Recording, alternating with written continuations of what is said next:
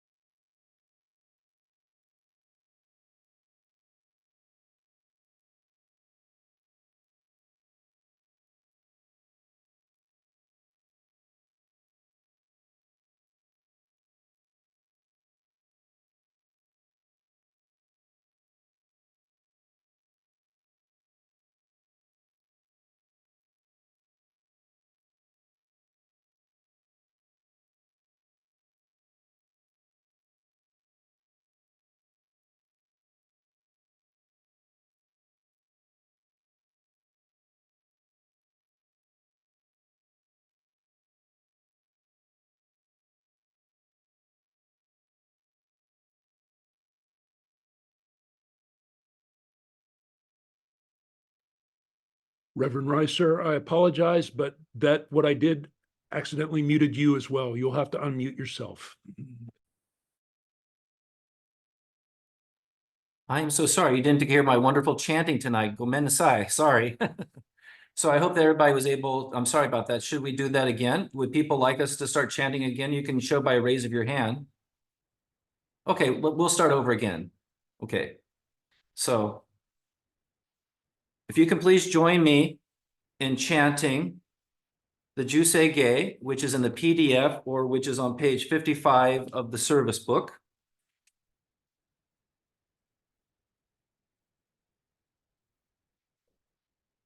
Gagon Chosegan Ishe Mujodo Shigan Fumanzok Seif Joshogak Gao Muryoko Fui Dai Seishu Fusai Shobingu Seifu Joshogak Gashi Jobutsudo Myosho Chojippo Kukyo Mishomon Seifu Joshogak Ryoku Jinshonen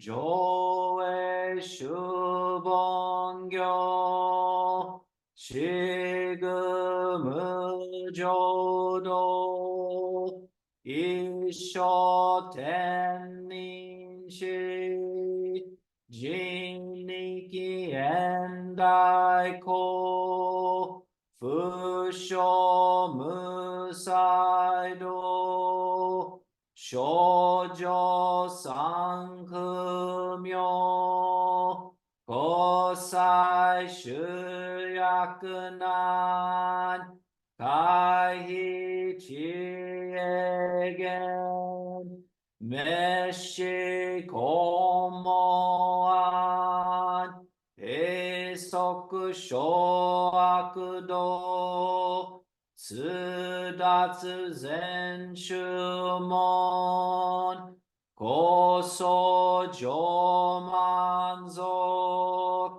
いよろじぽ、日月主樹期、天候音不言、一種解放像、公正功徳法、上大衆住、説法四く、供養一切物、具足習徳本、元年秩序満、得意三害用、女仏無下知、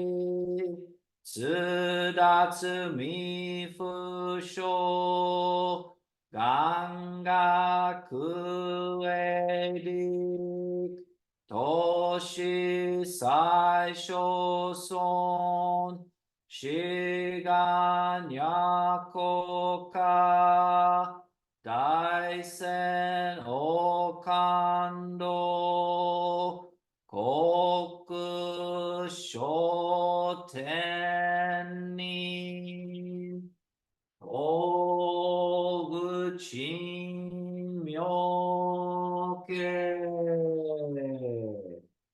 ナマナム、ナマナ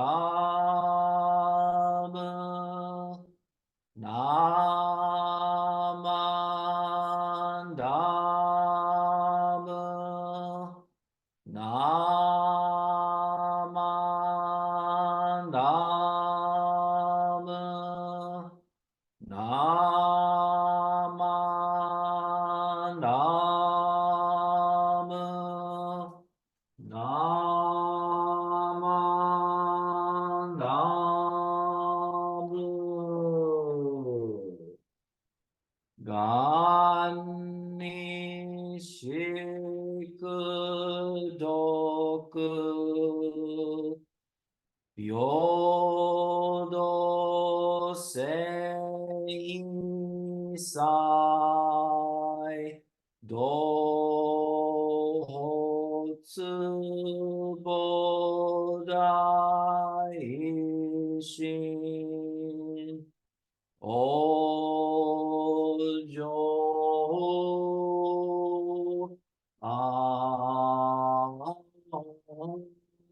なと。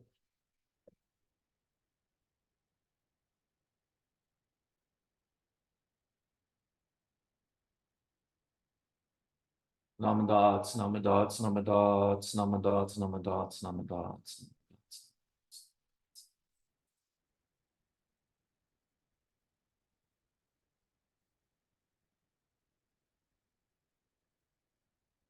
Good evening, everyone. So nice to see all of you on a Wednesday night. Can you all hear me? Good, okay. So I just wanted to say, I know that we have a few new people with us tonight. are people that have only come a few times. And I would just like to say that when we were developing this program of Dharma Breeze for the Ekoji Temple, we were talking about having a service midweek that was a little different than a traditional service that's held on a Sunday. And part of that is that the Dharma talk tends to be a little more personal or maybe a little less doctrinal than what we might have on a Sunday. And the reason for this is that we like to open this up for our discussion that will happen afterwards, whether you want to participate or not. And we do not record that session, so it is private. And the whole idea of having the session in the midweek is for us to hear the teachings of the Buddha, reflect upon them, perhaps share some of our feelings, and then give us a kickstart to go through the rest of the week. And so with that said, I would like to talk tonight about a subject matter. First of all, I'd like to say that I was talking with some of the members here at New York on Sunday, and many of you know that I share the responsibility for 3 temples in the Eastern District. And all of the temples, thank goodness, have a very different personality, which makes it very enjoyable to work with. So I put on my Ekoji hat on Wednesday nights. I put on my New York hat on Sunday mornings, and then Seabrook is somewhere during the week I get to wear that hat. And it's a wonderful experience because everybody has a different perspective, and everybody has different types of questions about what is the Dharma and how does it relate to our everyday life. For myself, I started the ministry in 2008. Many of you have heard of me talk about my previous work in public social work that I did in Seattle for 20 years. And so when I made the decision to go into the ministry, it was not an easy one. I was in my 40s, and doing a career change is something that is not done easily, but it was something that I felt that I needed to do. I felt very compelled to join and be able to share the teachings of the Buddha, which have been shared with me by many people over the years. However, what I learned even when I graduated in 2008 is very different than how the world is now. For us all of us have gone through the pandemic, and I know for myself, and I assume a lot of you, that it's almost like there's the post-pandemic and pre-pandemic lifestyle, even especially when it comes to how we related to the Dharma, how we interacted with other people. And I think one of the things that came out of this is that the way that we interacted became virtual. And so tonight we're here. All of this is 100% virtual. The Ekoji service on Sunday is, a hybrid. So we do have people in the participating in the Hondo, but we also have people online. But for myself, what I was taught when I graduated, some of you will probably smile, and I always pick on poor Ken. I'm picking on you right now, Ken. So he asked me a while ago, he goes, Reverend Rai, how long is the average Dharma talk supposed to be? In other words, the hoa or the sermon. Well, when I went through seminary and graduated 2008, it was supposed to be 20 minutes. They felt that that was the optimum amount of time for a Dharma talk. Now they're saying maybe 10 minutes. And then when I told other people, and this is not Ken's word, but somebody said, well, when I was at IBS, the Dharma talk was supposed to be 40 minutes long. And I'm like, oh, wow. I don't know if I could pull that up for 40 minutes. But the idea of how we listen, what our attention span is, how we absorb the Dharma has changed. And for myself, I was very fortunate to return to the ministry as the virtual minister at Ekoji 2 years ago. And that was a pilot program done by the Buddhist Churches of America, where they experimented where I was not at Ekoji in person, but would work online and would have office hours, etc., and to try to make it more interactive. And I was pleasantly surprised because it's much more intimate than I thought it would be. Developing relationships with people that I've never met in person, knowing their backgrounds, hearing their stories. And indeed, this week I had 2 different individual members reach out to me during my office hours, or last week as well, and asking about the situation. So working to make it relevant. So as I said, going to the different temples and hearing people's questions, it always makes me focus on what is important about the Buddhist teachings for myself personally, and most specifically of our school of Jodo Shinshu Buddhism, which I've been ordained in. And one of the things that I made a confession at New York this last weekend is that I feel like I'm kind of a bad Buddhist technically. And the reason that I say that is because when I first encountered the Dharma, the Buddhism, I was in my early mid-20s, and I was studying and I was going to temples, and then I moved to Japan and I had all these experiences, but never once did I think that I had the capacity to reach enlightenment. And so when you look at the Buddhist teachings, and if you talk to someone in the community, they say, what is your practice? You know, do you do zazen? Do you do sitting meditation? What is your practice for you in order to reach enlightenment? And this was something that was problematic for me, especially in the beginning. And the idea is like, well, if I have this self-doubt, or if I have this this self-imposed inability to reach enlightenment, am I truly a Buddhist? So when I encountered the Jodo Shinshu teachings, when I returned to Seattle after living 5 years in Japan, it was interesting because we talked about living an everyday life. Now, I know this is recorded, and forgive me, BCA, but sometimes I think that in our Jodo Shinshu community, we tend to oversimplify, saying, oh, there's easy practice, which is Jodo Shinshu. Oh, and then there's difficult practice like Tibetan Buddhism or Zen Buddhism.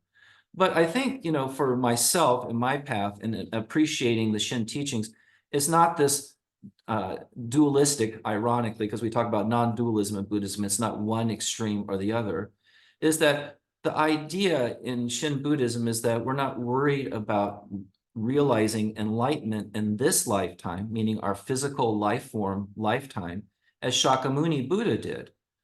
Again, my statement I always make in these services, because they're recorded, is that all schools of Buddhism, all branches are valid. Branches are different and varied because they teach us in a different way that's personalized for us.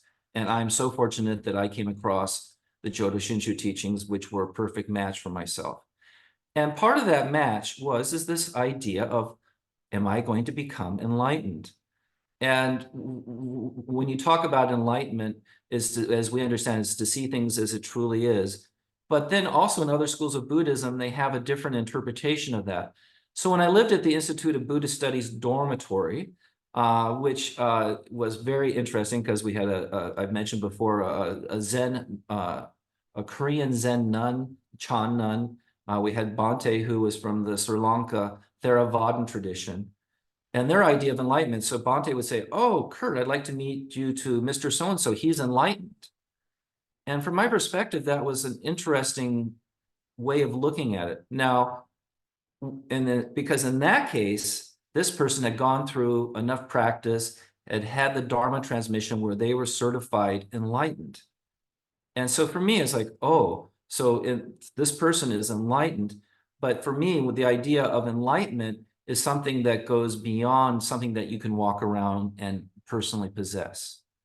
Now, one of the things that I've said before is that one of the things that we all share with other people that follow a spiritual path is that we meet people from other traditions that are truly wise.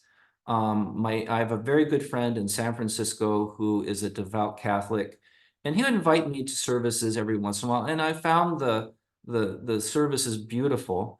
And you'll all smile. There was one service where the priest talked about the wisdom and compassion of Jesus Christ. I'm like, wait a minute. You're taking, should we insert a meat of Buddha in there somewhere? So he's talking about wisdom and compassion. Obviously, the nuances was different than how we would express it in Jodo Shinshu Buddhism. But I've met people that have followed different paths, and I have this feeling that this person is grounded and perhaps enlightened. But getting back to the idea of us thinking about enlightenment. And so in Jodo Shinshu Buddhism, we talk about Shinjin, the entrusting mind. We talk about these different ways where we're not talking about actually reaching enlightenment itself. Now, talking about the different sanghas that I serve, the Seabrook Sangha has a traditional onaijin, very small, very simple, but not, Ekoji has a very unique onaijin, but here in New York, it's more elaborate, but they have the one where they've got this dangling artifact that's hanging down a little bit above the Buddha's eyes. And so the Dharma school kids, and there are Dharma school kids in New Jersey, I'm happy to say, they go, why is he covering his face? And I said, well, the idea behind it is because to understand what enlightenment represents is something that we cannot conceptualize with our everyday mind or our everyday intellect. And so in this image, you have the statue where you can't quite see the eyes because it's something that in our everyday secular world, we truly cannot understand. And so getting back to this idea of, sometimes when in the past thinking that I wasn't a good Buddhist because I thought, well, I'm not going to become enlightened. And then when I introduced what became familiar with the Jodo Shinshu teachings through Reverend Iwahara and all these different ministers that I've met over the years, they opened up that they're talking about there's a transformation. And so that beautiful word in English, this is what my thesis was on at the Institute of Buddhist Studies, was looking at the idea of transformation in Shin Buddhism, looking at it maybe from a little bit of a psychoanalytic perspective. The paper's horrible, but I enjoyed writing it, and I learned a lot from it. But this idea of transformation is so profound in Shin Buddhism. It's not like enlightenment where you have sudden enlightenment. And so some people will say, well, Sensei, why are they focused on us passing, that we cannot reach enlightenment until our physical death? And again, talking about the myriad schools of Buddhism and the different paths, there are people that can realize enlightenment in this life, but many of us can't. And so when we're talking from the Jodo Shinshu, the Pure Land perspective, we're talking about that momentum of going forward, that idea of entrusting, the idea of non-retrogression. And so the idea, again, so looking at when I went to the Institute of Buddhist Studies, I was a total geek because I had all these questions in my mind. And so then Reverend Matsumoto, who is retiring, and I wish him the best of luck because he's done so much for our community over the last 40 years. But when I started studying with him, I'd be looking through the books and I'd be looking at the definitions. And so the idea, one of these ideas, which is if for all of you good Shin Buddhists that have your collected works of Buddha, Shinran, in the glossary, is called in English non-retrogression, or futaiten in Japanese. And what this is this idea of non-retrogression not only talks about us as everyday Buddhists leading everyday lives, moving towards this idea of reaching nirvana, but the important part for me that was very meaningful is non-retrogression, which means that once you start on the path, you can't backslide. I spoke to some people. I had a crossing over seminar at Seabrook a couple weeks ago, where there are people from different traditions that have come to Buddhism, and we talk about their path on coming to Shin Buddhism and what it means to them. And so this idea to them of non-retrogression, because for myself, raised in the Geo-Christian environment, there was a lot of guilt associated with spirituality. And so I'm going to be a good Buddhist, and all of a sudden I have a bad day, or I start doubting. Again, in the Shakyamuni Buddhas reportedly have saying that, question everything, which is one of the main draws for me to Buddhism in the first place, is that if you question, that means you're thinking about it and then it's your own. It's not this idea of just faith or blind faith, that you're processing it. And so this idea of non-retrogression is comforting to me. So as I've mentioned to you before, when I was a member of Seattle, after a few years, there's the politics and so-and-so is angry at so-and-so and someone's like, this is going on. And there was a time where I just didn't go to temple for a couple of months because I was so tired of the bickering. Now, did that change my idea of my devotion or fascination with Jodo Shinshu? No.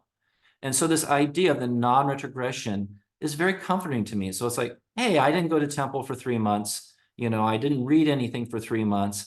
Does that mean that I'm backsliding, that all of a sudden my status as a Shin Buddhist and that if I die now, I'm not going to reach nirvana? No. And so these ideas that Shinran talks about and makes out very clearly is the idea that it is a progression. There is no backsliding. Again, talking to so many of you, whether it was in individual meetings or whether it was in groups, when we have the affirmation ceremony where we take names, a lot of people could find me, well, I'm not a good enough person to receive a Buddhist name, or I've done not enough practice, or my practice is not good. And that is from the perspective of maybe our background in our spiritual trait, where it's the idea of guilt. In Shin Buddhism, the idea is that we just move forward. If we stand still for a while, that's fine. We are not going to retrogress. So I just like to talk a little bit about the definition because it does give such wonderful insight about this idea. And so this is in the idea of the Bodhisattva path. And to remind most of you are very well aware that the Bodhisattva path is the Mahayana concept where I maybe can become enlightened, but then the idea is that by nature, by Buddha nature, by being a Bodhisattva, I'm helping others. So in other words, that I could go on to reach nirvana, I can go on to reach enlightenment, but I'm staying back to help other people along the path. And again, we talk about this a lot in Shin Buddhism with the idea of the Sangha, of the fellow community.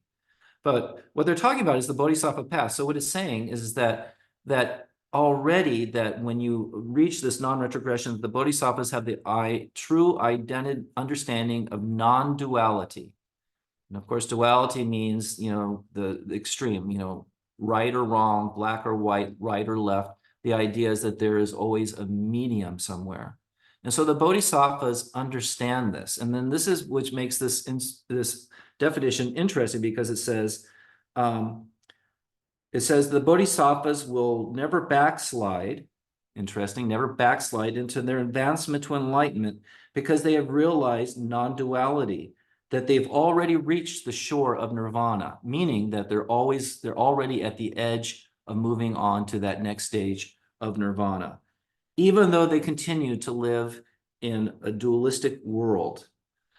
Okay, again, how many times have we talked about, this being a householder Buddhism where the idea is that we study the teachings and we augment it with our life and hopefully fulfill our life with it in both ways.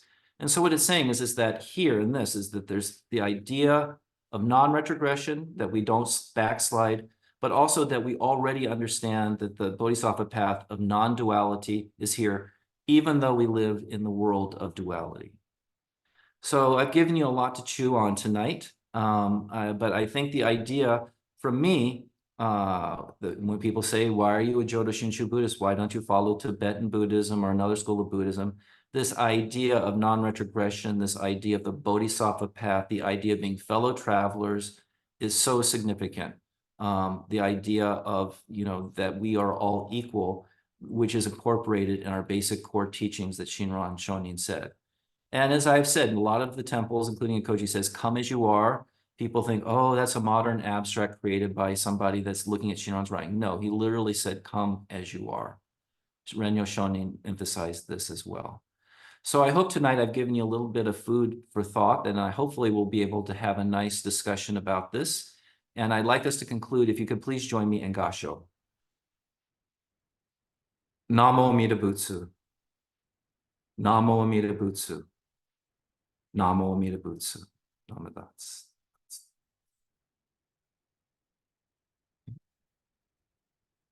So if you could please join me in doing reciting of our pledge, which we do have in the PDF. If you could please join me in reciting that.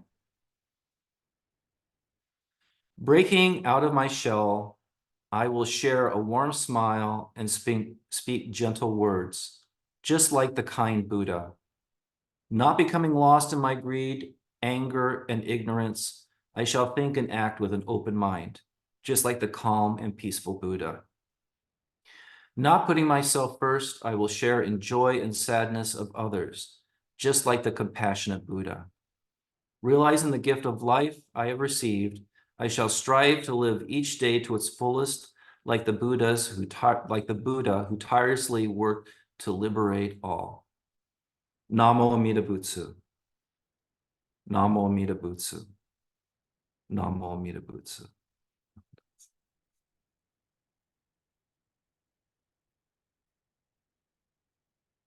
Okay, if everybody could please join me in a little short silent meditation, sitting up with your back straight and your feet flat on the floor and relaxing your shoulders.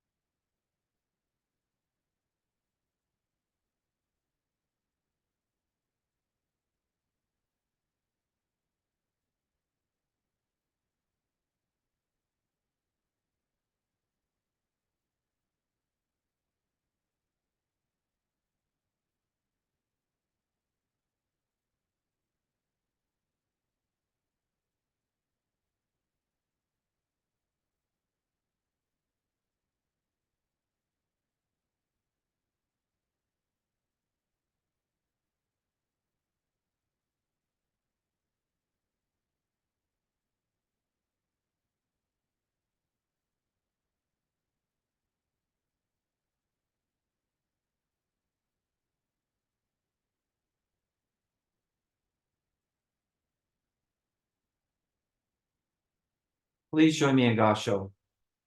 Namo Amida Butsu. Namo Amida Butsu. Namo Amida Butsu. Namo Dots, Namo Dots.